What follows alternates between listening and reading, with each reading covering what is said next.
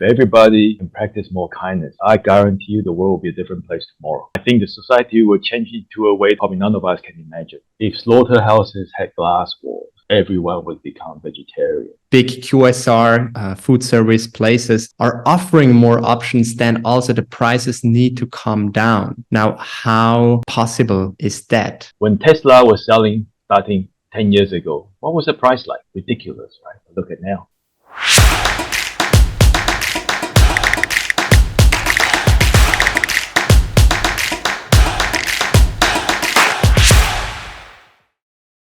Welcome to the Plant-Based Podcast Asia, the place to inspire, educate, and connect. I'm your host, Nick, guiding you through the vibrant world of plant-based living in Asia.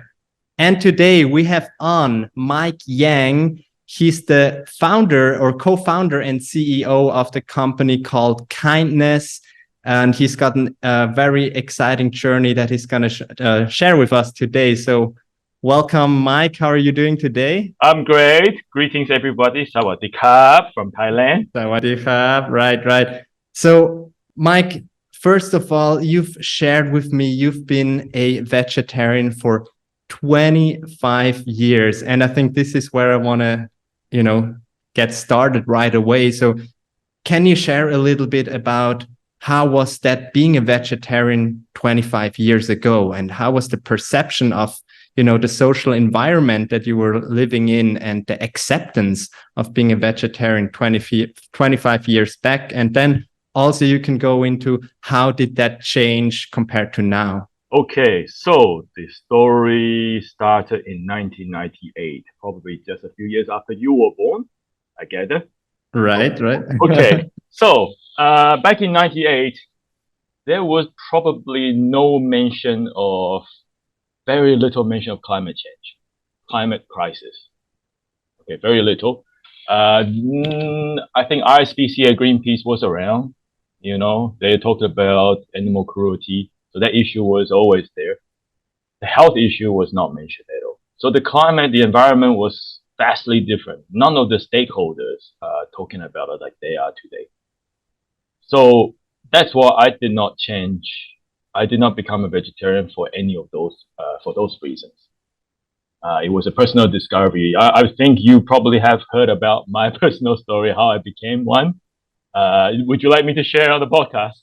Yes, please. Okay, so for the first 18 years of my life, I was passionate about fishing with my dad. That's all I do with him, every chance we get. So one day in 1998, I was living in Melbourne at the time. It was a Sunday, 17th of January to be exact.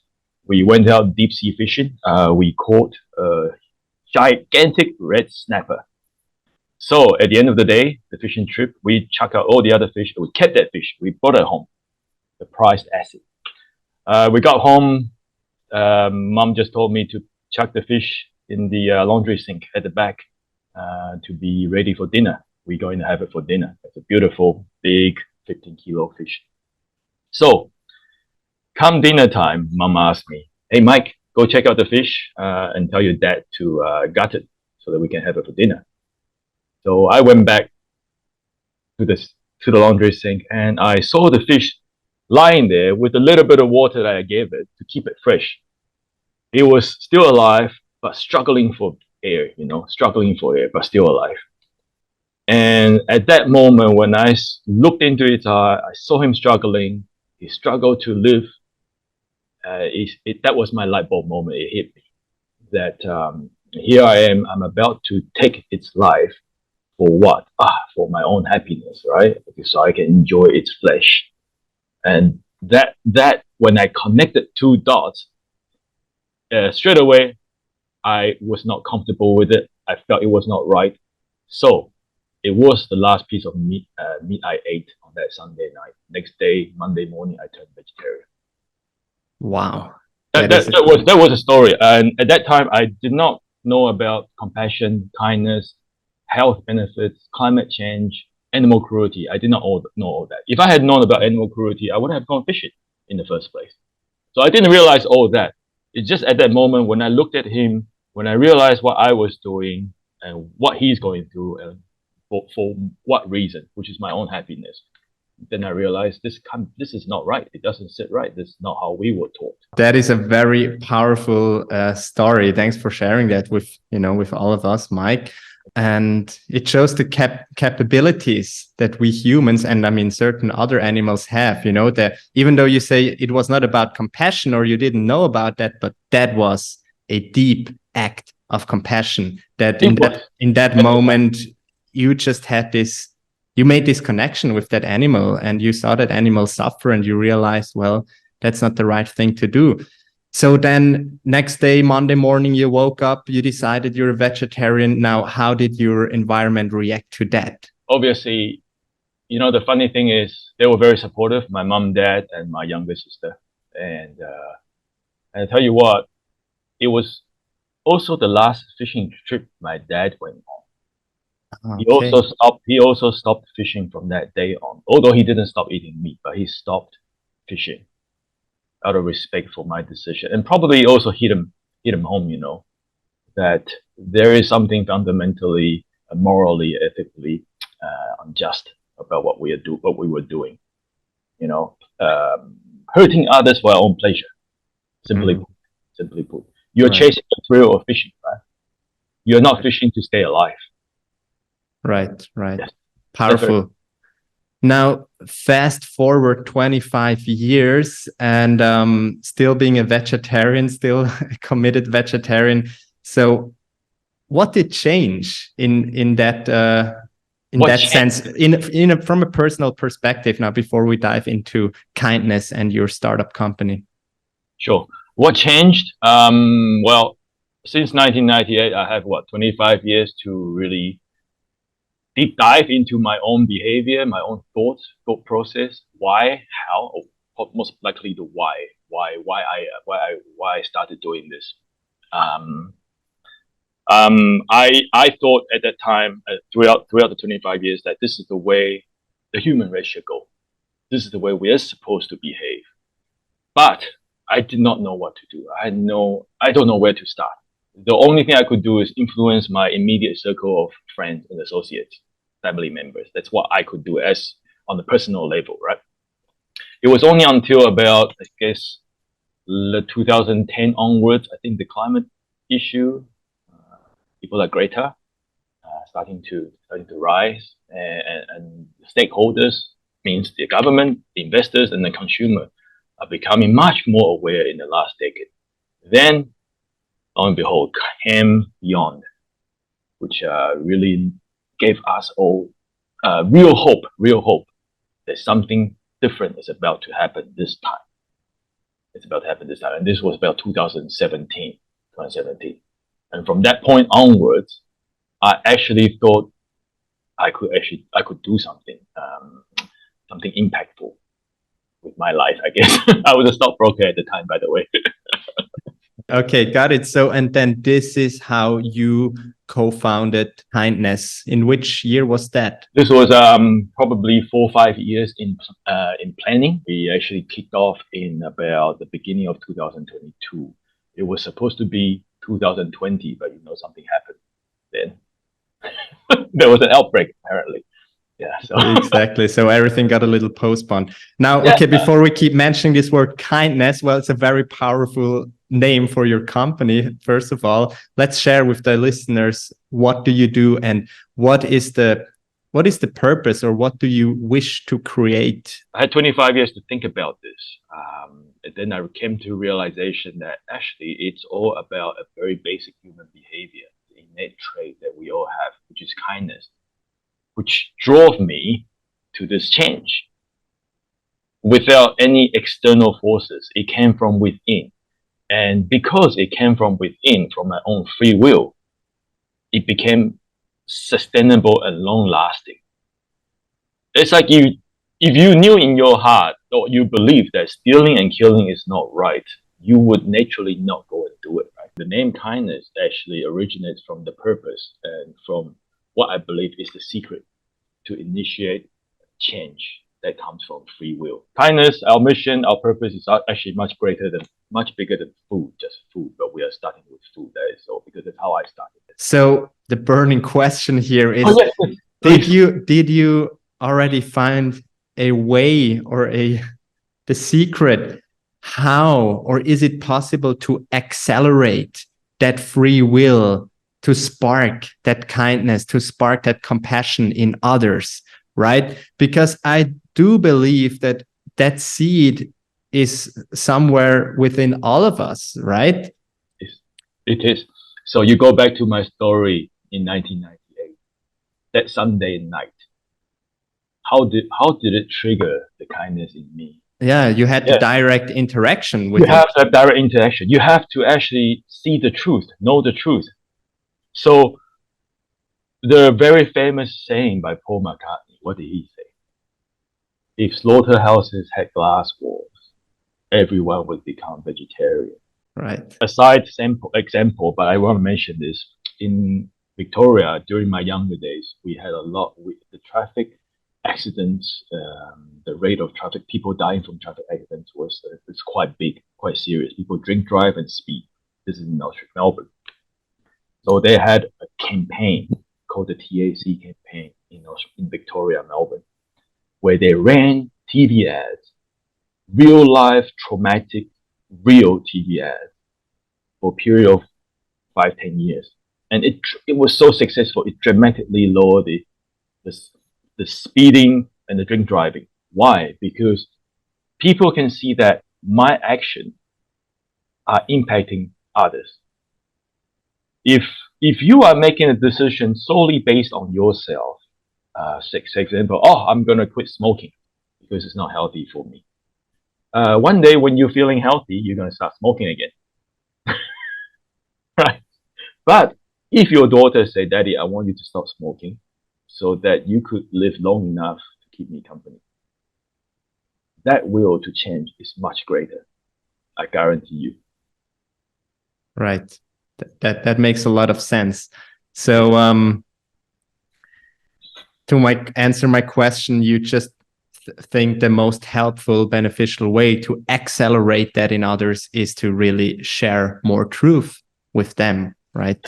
Mm-hmm. Just help others to see what really is going on. At least they know the truth, and if then they make a conscious decision to continue eating meat, then at least that's their free will. We have to respect that. But if they're making their decision based on perceived truth, then that's the real issue. Right. Understand. So tell us a little more about kindness and what you're actually doing. Okay. And what problems you're solving. So what we're actually doing is, I guess you can call ourselves a food technology startup. As in, we have existing formulations and processing know-hows for plant-based food. And we are here to share that know-how with like-minded, mission-aligned partners, food partners, to teach them how to quickly make market-proven products. We have that know-how through our co-founders who had probably 30-40 years experience in plant-based food manufacturing. So you're basically a service provider, and you can help others to accelerate if they wanna bring new products to the market. You can share your know-how, your knowledge with them. Service providing is what we practically do at the moment. We're building the kindness brand to inspire the message and the purpose behind it. That's the bigger picture. We will also, once there is enough resources, we would continue with the R&D to improve on the products. That's a later stage, but we are going to use what we have now. The idea really is to lower the barriers of entry and democratize plant-based food production in order to grow the overall market share of plant-based protein. I've heard there is a secret message hidden in the logo of kindness. Yes. Would you mind share a little bit with us? I personally, because I designed the logo, and after asking so many people, I found that maybe the message is too deep. I'll share with you. I mean, if you have a kindness logo in front of you, you can check it out. The hidden message comes from our belief of what kindness represents, or how to practice kindness, practically. So the first thing, to practice kindness, the first thing you do is consider, consider others' needs, situation. That means in the kindness logo, the dot on the I is moved to the back because the I represents I myself, and I'm putting my thoughts to the back, meaning I'm thinking about the others first. That's the first step. After you have considered others' situation and needs, then you enable them. Enable could mean help, give, provide. That means you enlarge the other characters relative to the letter I. So I'm helping the others to grow. Yes, that's kindness for us. Wow, that's deep. I love it, Mike. I know it's deep. I love it, Mike. Okay. 25 years to think. I'm sorry. Let's dive into the plant-based landscape here in Thailand and yes. across Asia a little bit. So where do you think is the market at right now here in, let's talk about Thailand first, since we're both based here. I think actually Thailand has just been steady, steady growth. I mean, the hype was really in the US and European market, more so the US market. A bit like crypto, I guess. So, there's always that cycle, and we are just at that first downward cycle. But I gotta remind people, if you saw the news today of Smithfield closing 30 or 35 pig farms due to inflation, because when you have a tightening cycle, which means increasing interest rate, everybody suffers. It's not just plant-based meat, because the consumer's pocket is tighter. So they're going back to the very basics. And plant-based meat, as we know, are not the cheapest protein around, unfortunately, right now, as of now. Mm-hmm. So I think in Thailand, actually, I think it's doing well. It's not as well as, say, 2020 or 2021, but it's doing well. It's doing well. And I say this because of the context the B2B context that I have. A lot of good things are actually happening behind the scenes. That's where the real change makers are working on making things better, and that's where kindness wants to come in and step in and help. Okay, so I fully agree here with you, because we definitely seen quite a movement, almost we could call it, when was maybe 4 years back, the term plant-based or vegan was hardly recognized here in Thailand, at least. And now you see all these products, popping up in the shelves. Even just a regular soy milk that was before sold as just a soy milk, now is called a plant-based soy milk. So we can see that this term is also being used as a marketing term, which is definitely a positive and great thing. What do you think is the biggest challenge that Thailand and other parts of Asia are facing in terms of, bringing the plant-based to a level where it's at in Europe, where it's at in North America, where it's obviously a quite, advanced market already? This part, I have to say, unfortunately, Asia, especially Thailand, is usually 5 or 10 years behind the Western market. This doesn't just apply to food. You can look at many things, many technologies. They are usually slower to get here. I never thought about why. This is one question I never thought about, but I just look at the facts. That's what has been happening. So it's not something that surprises me. For me, though, I would say not focus on that, but focus on targeting the game changers, the change makers. I still believe the food services area is where we should target. If the consumer heard about or read about benefit of plant-based, he or she will go out, and he or she right now in Asia or in Thailand would have some difficulty, even if he or she wanted to practice kindness. That's a hard truth, isn't it? He or she will have trouble practicing kindness. Right, because it's still difficult to get hold of plant-based products in like major food service or like Correct. restaurants and so on. Yes, and it is a chicken and egg question as well, because some food servers will have told me that, oh, we're interested to put it on, but we are worried that it will be no. Right. That's an age-old question, isn't it? Right, exactly. But that's why companies like yours are around to, accelerate that. Harass them. So if you're saying that, and with which I agree very much, if you're saying that Asia or Thailand is maybe 5 to 10 years behind, so then we can expect quite a big growth in the next upcoming 3 to 5 years. I think that's for sure. That's because we're coming from a very low base, right? So it's not fair. It's not fair to compete. So of course the growth rate will be higher, and of course you have the middle class, and plant-based, especially religion related, is an advantage in Southeast Asia. The J Festival is coming up in Thailand. You know that. So Right. you say we haven't heard about plant-based until about 4 years ago, but J Festival has been around for a long time. They just don't call it plant-based; they call it J. Right. Yes. Right. It's something that Asians are very, very familiar with. Wherever there is Buddhism, very familiar with. So I'm not too concerned about that part.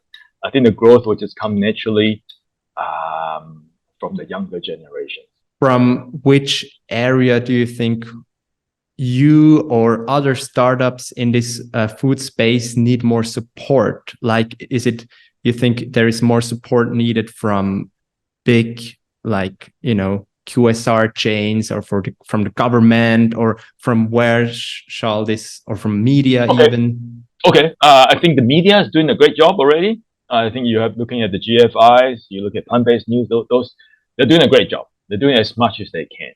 The government, we don't have one right now, so I can't talk about that.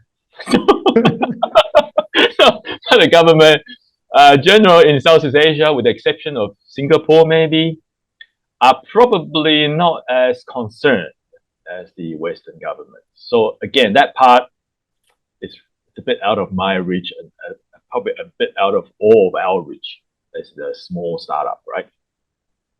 So, but what we can do, engage directly are the consumers, and as well as the QSR, the food service providers. If you ask me right now, I would like to see more support from the QSRs. That there are like more places like Burger King that are doing a vegetarian burger, or like, other big places that are actually putting out plant-based vegan options on their menu, right? That's correct. I mean, they are the most important change maker, and if you go out, if you keep promoting that you are ESG friendly, you care for the environment, then you got to do it. You got to follow up. You got to practice what you preach, right? There's no fence sitting here. There's no time for fence sitting. You can tell me that consumers, there's no demand from consumers, but you have to first put the option there so that the consumers can choose. Right. Okay. You've heard everyone heard that. Mike was saying that you got to do it. So all the there's no fence sitting. I'm sorry, but this is not fence sitting. It's not gray area. There is a right and a wrong here, and you can choose to do the right thing. I agree. Yeah, it's very clear. I don't even have to. I mean, I'm happy for someone to come for a debate, no problems. But show me the proof that what you're doing is correct. Right. Yeah, and the proof seems to become more and more obvious, like from the different angles. I mean, we've covered the compassion, which, there is no place to argue, because I think it makes sense to a small kid that, killing is not right. Hopefully for adults too. Exactly. And now we have more and more on the environmental front. There was just this big new study, UK study that was revealed last month, I believe. Yes. And then there is also more and more studies that show that, eating plant-based is actually much better for our health. So scientifically proven, yes. Right. Scientifically proven. Right. So let's talk a little bit about your vision, Mike. So vegetarian for 25 years. Now you're the CEO of Kindness. And where do you see us really, now I'm talking big picture, as a human species almost? Where do you see us going? Where do you want to see us evolve? And also with the whole, plant-based market and the world, what is your vision? Wow. Plant-based will be a small part of it, actually. I think if every individual can start implementing more kindness into their decision making, big or small decisions that you make daily, on a daily basis, life is essentially made up of choices, right? If everybody can practice more kindness, I guarantee you the world will be a different place tomorrow. If everybody started now. That's a very easy way of fixing the bigger picture. I think the society will change into a way that probably none of us can imagine. The positive, the potential that it can grow into. Now, plant-based food will just be a part of it, but it will be the logical part. It will be the logical diet, not just for compassion. That's within. You can't see that, but also for the climate, which you can see, you can feel it every day, and also for your health, which you can see and you can feel every day. So all those three combined together tells me that plant-based is the way of the future under the kindness umbrella. Right. I love that. Thanks for sharing that. I just want to go back a little bit. I've got another question. You've mentioned that now the prices, they are probably still a deal breaker for many. Now, if we want to go that way, plant-based and more kindness, and that these, big QSR and food service places are offering more options, then also the prices need to come down. Now, how possible is that? So that is probably why we decided to share our know-how, because I thought that was the major problem, that the price was too high and the product were inadequate. The quality of the product inadequate. So I thought, hey, look, if we can share the know-how, we can help to speed up, save your R&D cost and time to market, right? That's the first thing. So that you can supply to the QSR the right kind of product and at the acceptable price. Now, the QSR also have to realize that initially when you are pushing the new innovative product, your bottom line will be different. I'm not going to say suffer, but it will be different. And that is your duty and responsibility as a global citizen to contribute to the society. I can say I'm here eating vegetarian for 25 years. How much carbon footprint have I saved? Emission have I saved? And yet I will pay the same tax. Exactly. But I never mention, I don't complain, I do it willingly. So I think those QSRs, as their duty and responsibilities, this is the least they could do. When Tesla was selling starting 10 years ago, what was the price like? Ridiculous, right? Look at now. Exactly. So, okay, we'll give it a little more time, and I fully agree with you that in the next, upcoming years, we were going to see a big boom happening. Well, it's already started happening here in Thailand, here in Asia. So. Actually, you know what, Nick, I would much prefer a steady growth. Rather than like having this boom and then the drop. It's like the stock market, whenever you see hyperbolic growth and the inevitable elevator drop comes. That's true. That's true. Okay. So how does the future of kindness look like now, talking about the next 1 to 2 years? What are you guys up to? I think we continue with what we're doing, which is directly engage or supply our newer innovation product to food service clients. And then at the same time, equal amount of effort in looking for suitable production partners to transfer the knowledge to them. The more we can find, I believe, the more the market will grow for plant-based protein, because more people will be able to make it at an affordable price. Then it will, I'm not going to say flood the market, but it can start to take market share from the animal protein. Right. Thank you so much, Mike. Now, one last question for you. You mentioned before that, if everyone starts to practice a little kindness each day, can you share maybe one small practice that the listener today can practice for themselves to change the world a little bit? I tell you what, don't change the world, because I drive on Bangkok roads, so I suffer this every day, and I would like people to learn to do this. Do you drive, Nick? Yeah, sure. But Chiang Mai is no traffic. So imagine yourself in Bangkok driving, right? Now, Thailand has this phenomenon that I like to call the merging of two lanes. So when you have a merging of two lanes in Bangkok, what do you see the locals do?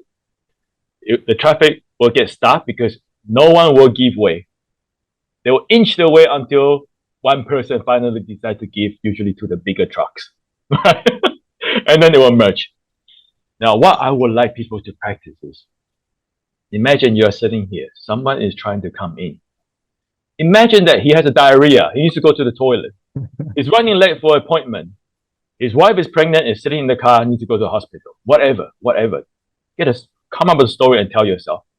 And when you do that, you will relax and you will let him in. And you know what happened when you let him in? The next person who wants to come in front of him, you can watch because you're at the back. He will let the guy in. And so on and so on.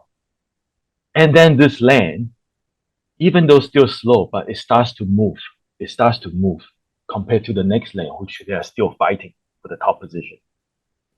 Now, when you do this, practically it reduces acceleration and braking, which reduces parts wear and carbon emission. Every time you accelerate, that's carbon emission. You see the benefit one thought can have? That's powerful, Mike. Thanks so much for sharing this. And it's a beautiful analogy also to life, and Please practice and you see the magic. Okay. Well, everyone, you've heard Mike saying that, please practice. So if you're driving out on the road today, do your practice, be kind. Practice and see what happens. Right. Occasionally you will see I'm not going to say the word asshole, but there are some assholes, but it shouldn't stop you from practicing kindness. Exactly. That's a true challenge. Okay. Thank you so much, Mike. Thank you to all the listeners out here. It was really, really inspiring to have you and share your powerful journey. Where can the listeners follow you or follow kindness? If you want to learn more about it? Definitely, please check out our website, our Facebook, and our Instagram. That's the best way to keep to be updated to our progresses. Okay, we're going to put all those links in the description. Any final words from your side? Think about it. I think it starts with self-awareness. Really practice. I had to practice for a long time. It didn't come naturally. So actually be conscious of your emotions and decision making. Perfect. Thank you so much, Mike. Thanks to all of you.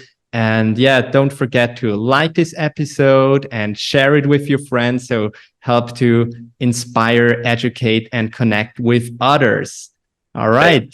Thank you, Nick, and everyone for listening to my rumbles.